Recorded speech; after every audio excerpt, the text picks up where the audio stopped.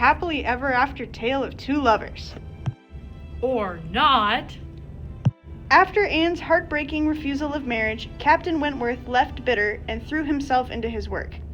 Anne lost her beauty and transformed into a somber and melancholic young woman, constantly longing for the love she had lost.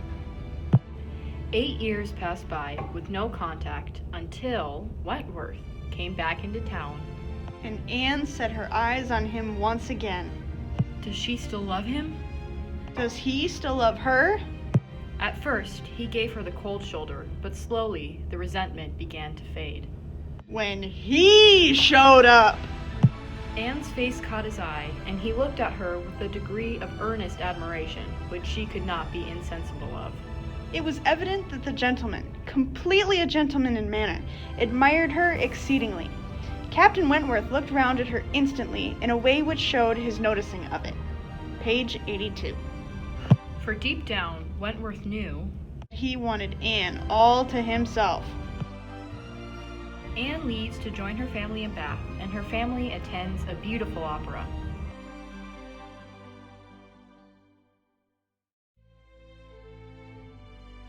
Wentworth so consumes her thoughts that the show is merely an afterthought. Such was her situation with the vacant space at hand when Captain Wentworth was again in sight. She saw him not far off, he saw her too, and by very slow degrees came at last near enough to speak to her. He began by speaking of the concert gravely. Anne replied and spoke in defense of the performance so well, and yet in allowance for his feelings so pleasantly that his countenance improved, and he replied again with almost a smile. They talked for a few minutes more.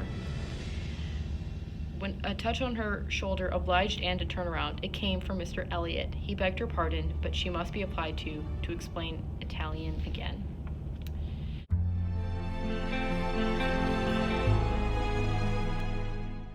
Back at the house, some time later, Anne talks to Captain Harville, Wentworth feverishly writing a letter behind them. Wentworth seems to flee the house. He soon returns and shoves something into Anne's hand. What is this something?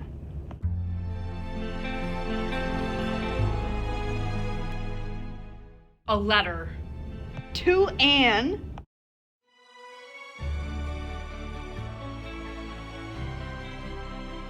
A second chance? A happy ending? You'll have to read to find out!